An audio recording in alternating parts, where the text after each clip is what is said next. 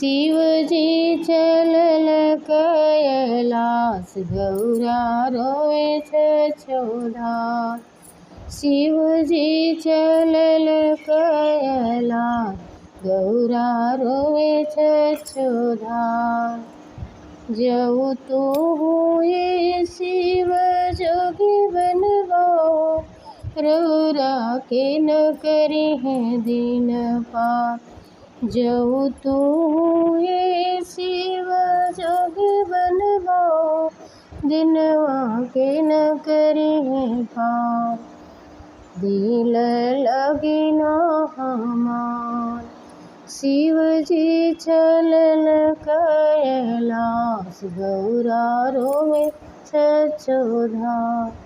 तोहरा के खातिर शिव तप कैले हो, छोड़े घर परिवार। दिल लागी ना हमार, शिवजी चले कैलास, गौरा रोवे छछोधार।